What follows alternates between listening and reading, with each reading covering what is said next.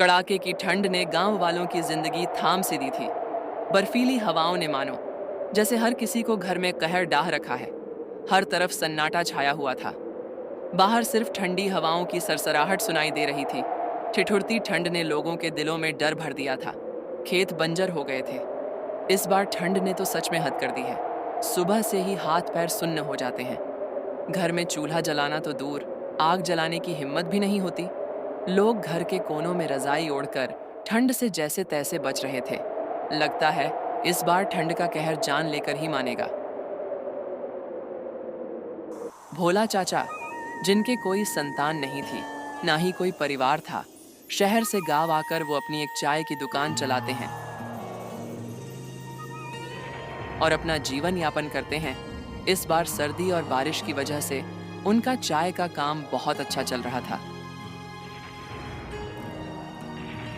एक दिन भोला चाचा रोजाना की तरह अपनी चाय की दुकान खोलते हैं। उनकी चाय की दुकान पर लोगों का आना जाना और चाय पीना लगा रहता है। अचानक मौसम में बदलाव आने लगा। बिजली कड़कने लगी और देखते ही देखते खुशनुमा मौसम बरसात के मौसम में बदल जाता है।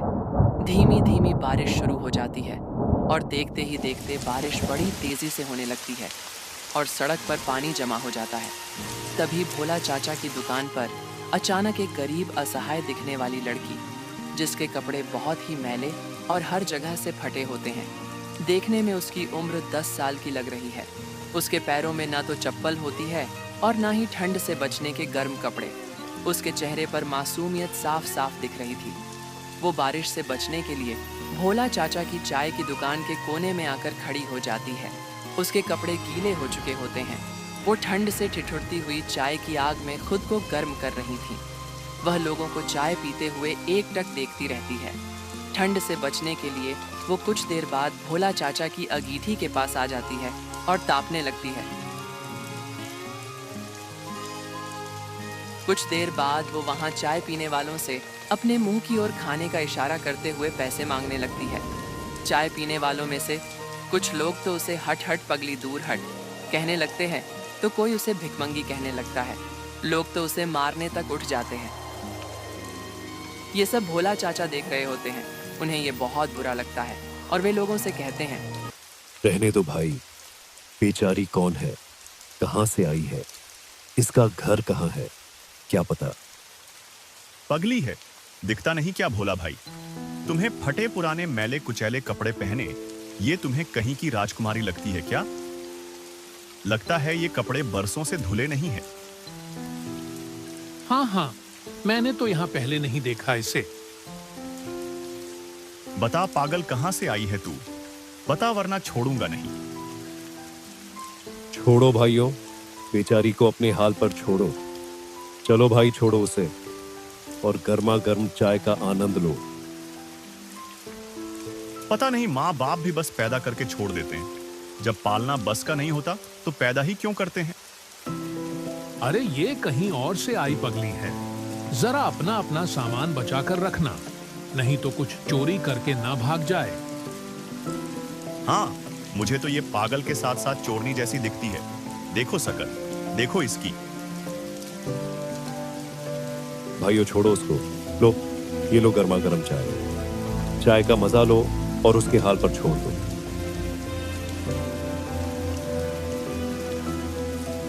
जब चाय पीकर लोग चले जाते हैं तो भोला चाचा उस गरीब लड़की के पास जाते हैं और उससे कहते हैं, बेटी डरो नहीं, मैं तुम्हें कुछ नहीं करूंगा। बताओ तुम्हारा नाम क्या है? मैं मुन्नी हूँ चाचा। बड़ा ही प्यारा नाम है बेटी। अच्छा बेटी, तुम कहां से आई हो और कहां की रहने वाली हो? चाचा, मैं शहर के कोने में जो झूपर पट्टी है ना, उसमें रहती हूँ। अच्छा। और बेटी, तुम्हारे माता पिता कौन है? माँ नहीं है, बस बाबा है। बेटी, क्या तुम्हें भूख लगी है? हाँ, लेकिन बेटी, तुम भीख क्यों मांगती हो? इतना कहने पर वो लड़की वहां से भाग जाती है। उस रात भोला चाचा को ठीक से नींद नहीं आती है और वो बस उस लड़की के बारे में ही सोचते रहते हैं और मन ही मन कहते हैं, पता नहीं बेचारी पर क्या बीती होगी। इतनी सी उम्र में भीख मांग रही है। कल इसके बारे में और मालूम करूंगा और मौका मिला तो उसके बाबा से भी इस बारे में बात करूंगा। फिर अगली सुबह भोला चाचा अपनी दुकान खोलते हैं, लेकिन आज वो गरीब लड़की वहां नहीं आई होती है। भोला चाचा मन ही मन सोचते हैं, हे भगवान, क्या हुआ होगा उसके साथ, आज वो क्यों नहीं आई? क्या कोई अनहोनी तो नहीं हो गई? क्या वो लड़की झूठ बोल रही थी, या कहीं वो किसी अपराधी गैंग के हथे तो नहीं चढ़ गई? ये सब बातें उनके दिमाग में चल रही होती हैं। शाम होने को आती है, दुकान बंद करने का समय आ जाता है। फिर भी वो गरीब लड़की नहीं आती है, तो भोला चाचा को लगता है कि वो लड़की झूठ बोलकर कहीं चली गई, ताकि कहीं उसका भेद न खुल जाए। इस डर से लगता है वो नहीं आई। इस तरह 1 माह का समय बीत जाता है, और एक दिन अचानक वो लड़की एक शाम भोला चाचा की चाय की दुकान के कोने में खड़ी दिखाई देती है। उसे देखते ही भोला चाचा से रहा नहीं जाता है, और वो उससे कुछ पूछने जाते हैं कि वो बहुत तेजी से अपने घर की ओर भागती जाती है। लेकिन इस बार भोला चाचा शाम को अपनी दुकान बंद करके आज उस गरीब झोपड़पट्टी में जाने का निश्चय करके जाते हैं। वो झोपड़पट्टी में कई गलियां पार कर चुके होते हैं, लेकिन उस गरीब लड़की का उसे पता नहीं चलता। फिर वो लोगों से पूछने लगते हैं, और एक आदमी से भोला चाचा, अरे सुनो भाई, यहाँ मुन्नी नाम की कोई 10 बरस की लड़की रहती है क्या, जो पुराने फटे कपड़े पहने हुए रहती है? वो भीख भी मांगती है। कहीं आप भाई साहब उस लड़की की बात तो नहीं कर रहे ना, जिसकी माँ मर चुकी है और वो उसके पिता के साथ रहती है? बेचारी किस्मत की मारी है भाई साहब, उसका सिर्फ ले दे के पिता ही है और कोई नहीं है, और वो भी बहुत दिनों से बीमार है। पता नहीं कब टपक पड़े। टपक पड़े से आपका क्या मतलब है? अरे टपक पड़े का मतलब नहीं जानते क्या भाई आप? अरे मतलब मर जाए। ये सुनकर भोला चाचा को और ज्यादा चिंता होने लगती है, और वो, अरे भाई, अगर आप उसके घर तक पहुंचा दो तो आपकी बड़ी मेहरबानी होगी। ठीक है, चलो बताता हूँ, लेकिन इसके बदले मुझे क्या मिलेगा भाई साहब? वह देखने में नशेड़ी टाइप का लग रहा था, इसलिए भोला चाचा, अरे भाई, मैंने आपसे सिर्फ पता पूछा है और आप इसके बदले पैसे मांग रहे हो, थोड़ी तो शर्म करो भाई। देखो भाई, आजकल पैसा ही सब कुछ है, इसीलिए अगर पता चाहिए तो पैसे तो देने होंगे। वैसे भोला चाचा को पैसे देने में कोई हर्ज नहीं था, लेकिन उन्हें पता था कि वह इन पैसों का इस्तेमाल सिर्फ शराब के लिए ही करेगा, इसलिए वो उससे बहस कर रहे थे। लेकिन वह नहीं मानता है, तो भोला चाचा को पैसे देने ही पड़ते हैं। पैसे लेकर वह मुन्नी का पता बता देता है।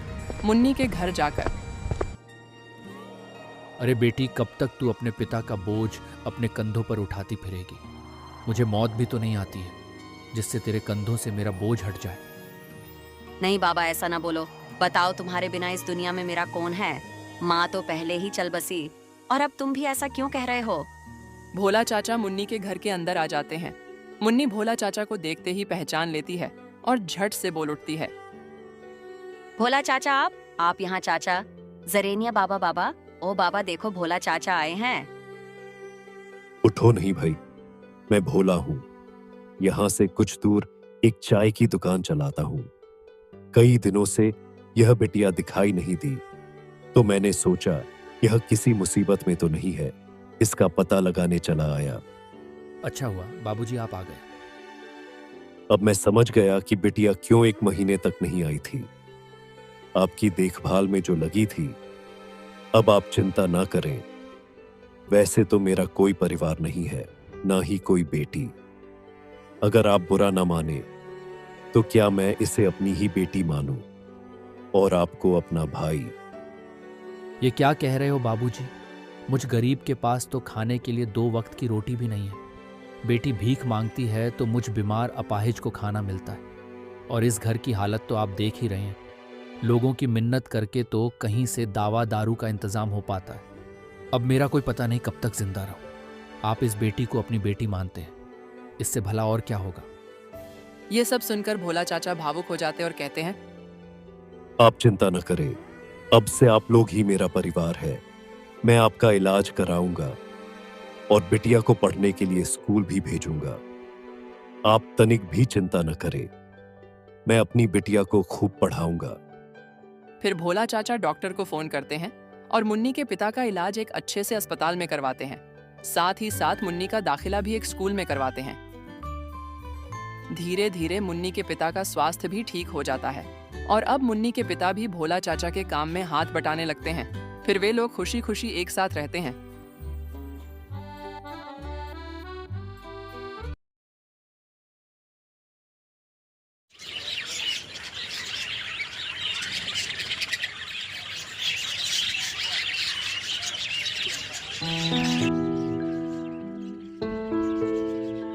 हे भगवान, इस नन्ही सी जान को यहाँ कौन छोड़ गया?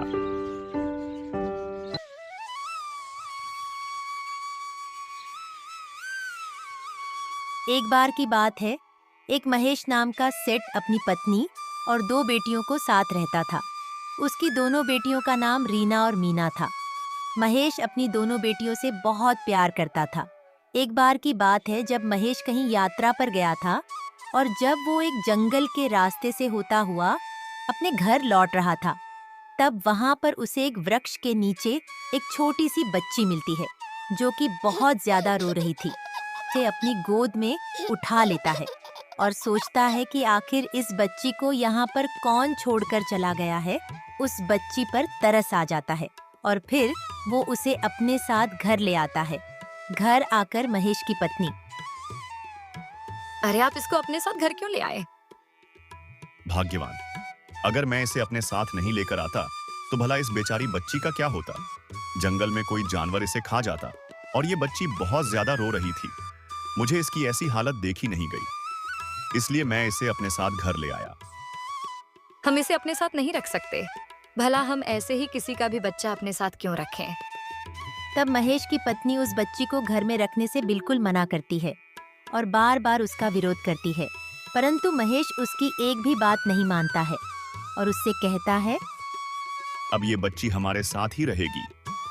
सुशीला को न चाहते हुए भी उसकी ये बात माननी पड़ती है। तब महेश उस बच्ची का नाम टीना रखता है। महेश उस बच्ची को अपनी दोनों बेटियों से भी ज्यादा प्यार करता था और उसका बहुत अच्छे से ध्यान रखता था। यह सब देखकर महेश की पत्नी को हमेशा बहुत गुस्सा आता था। बचपन में तो तीनों बहनें मीना, रीना और टीना एक साथ खेलती थीं और तीनों में घनिष्ठ प्रेम था। वहीं दूसरी तरफ टीना महेश की पत्नी को एक फूटी आंख तक नहीं भाती थी। समय के साथ वे बड़ी हो जाती है। सुशीला अपनी दोनों बेटियों को तो बहुत प्यार करती थी और उनका बहुत अच्छे से ध्यान रखती थी, परंतु वो टीना के साथ बहुत ज्यादा बुरा व्यवहार करती थी और उसे ही से घर का सारा काम करवाती थी। महेश के सामने उसकी पत्नी टीना से बहुत अच्छे से बात करती थी, परंतु महेश के जाने के बाद वो टीना को बहुत ज्यादा परेशान किया करती थी। सुशीला अपनी दोनों बेटियों को टीना के खिलाफ हमेशा भड़काती रहती थी, जिसकी वजह से मीना और रीना के मन में भी टीना के प्रति काफी घृणा उत्पन्न हो गई थी। वे दोनों भी अपनी माँ के साथ मिलकर उसको बहुत परेशान करते थे। तब एक दिन महेश वापस घर आता है और अपनी तीनों बेटियों को अपने पास बुलाता है और उनसे कहता है, देखो मेरी बच्चियों, मैं तुम सबके लिए एक एक उपहार लाया हूँ। तब मीना और टीना बहुत खुश हो जाती हैं और कहती हैं, लाइए पिताजी, हमें जल्दी से हमारा उपहार दे दीजिए। उसके बाद महेश मीना और रीना दोनों को चांदी की पायल दे देता है और टीना को 2 सोने के कंगन देता है, जिस पर मीना अपने पिता से कहती है, पिताजी, आप हमारे लिए तो चांदी की पायल लेकर आए हैं और इसके लिए सोने के कंगन। आप हमारे लिए भी सोने के कंगन क्यों नहीं लेकर आए? मैंने कुछ समय पहले ही तो तुम दोनों को सोने के कंगन दिए थे। तो क्या हुआ पिताजी, आज आप फिर से हमारे लिए सोने के कंगन क्यों नहीं लेकर आए? आपने टीना को तो सोने के कंगन दिए, इसका मतलब ये है कि टीना आपको हमसे अधिक प्रिय है। नहीं मेरी बच्चियों, ऐसा नहीं है। मेरे लिए तुम तीनों एक ही समान हो। परंतु मीना और रीना अपने पिता की एक बात नहीं सुनती और जिद पर अड़ जाती हैं।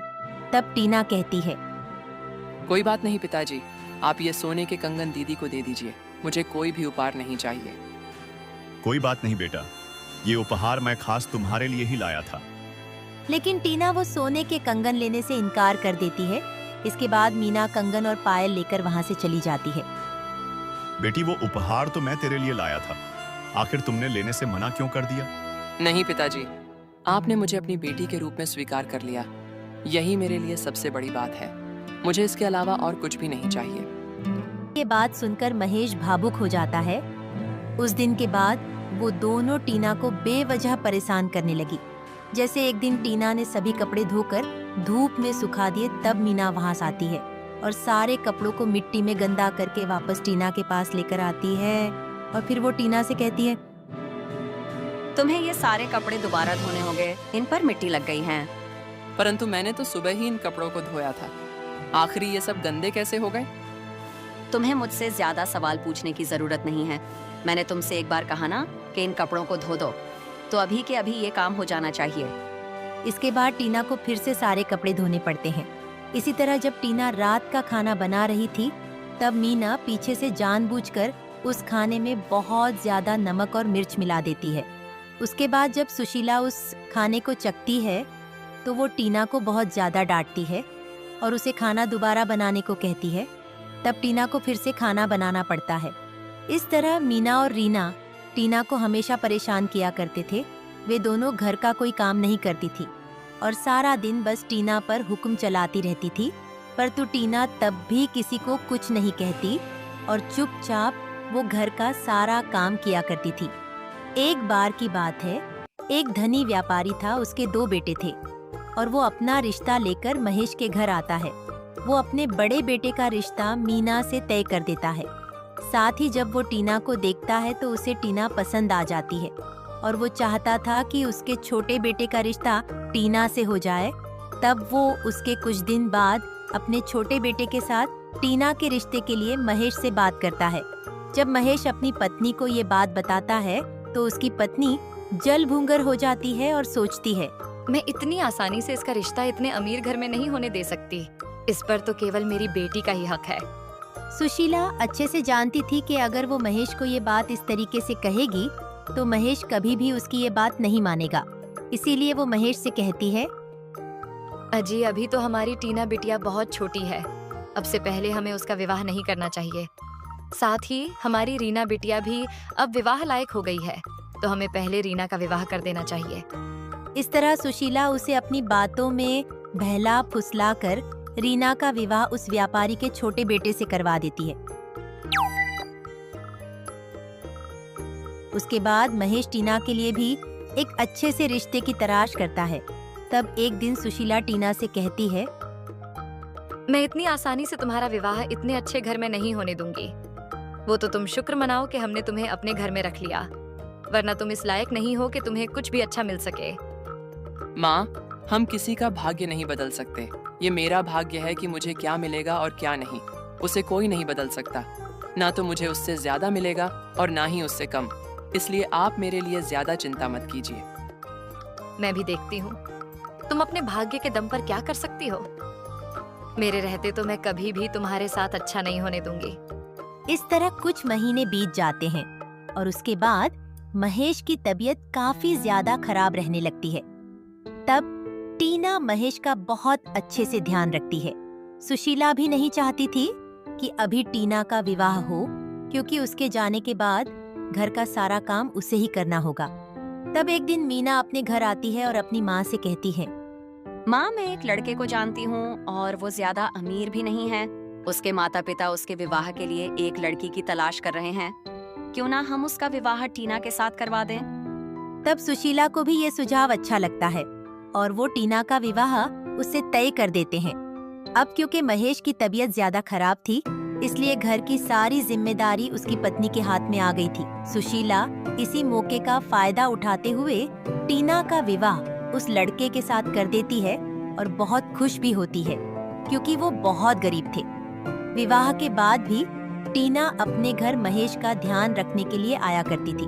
वो महेश का बहुत अच्छे से ध्यान रखती थी, साथ ही उससे समय पर भोजन तथा उसकी दवाइयाँ देती थी। मीना और रीना कभी भी आकर अपने पिता का हाल नहीं पूछती थी। विवाह के बाद भी टीना अपने माँ बाप का ध्यान रखती थी। टीना के परिवार की आर्थिक स्थिति काफी खराब थी। उन्हें समय पर भोजन करने के लिए भी काफी संघर्ष करना पड़ता था। परंतु टीना और उसका पति, वे दोनों बहुत ईमानदार और मेहनती थे। इसी कारण टीना को भी जंगल से लकड़ियां काटकर बेचना पड़ता था, ताकि वो अपने घर का गुजारा कर सके। एक दिन टीना और उसका पति जंगल से आ रहे थे, तभी उन्हें एक बूढ़ी औरत मिलती है जो बहुत ज्यादा रो रही थी। तभी टीना, माँ जी, आप इस तरह जंगल में बैठकर क्यों रो रही हैं? बेटी, मैंने पिछले कुछ दिनों से खाना नहीं खाया है और मुझे बहुत जोरों से भूख लग रही है। मेरा भूख के मारे बुरा हाल हो रहा है। कृपया करके मुझे खाना खिला दो। आप हमारे साथ हमारे घर चले, हम आपको भोजन कराएंगे। उसके बाद टीना और उसका पति उस औरत को अपने घर ले आते हैं। तब टीना उन्हें अपने घर के भीतर बैठाकर रसोई घर में जाकर देखती है तो वहाँ पर केवल थोड़ा सा ही खाना बचा हुआ था। उसके बाद वो जल्दी से खाना बनाकर उस वृद्ध औरत को खाना खिला देती है। तब वो औरत टीना से कहती है, अरे बेटा, तुम दोनों ने खाना क्यों नहीं खाया? तुम भी खाना खा लो।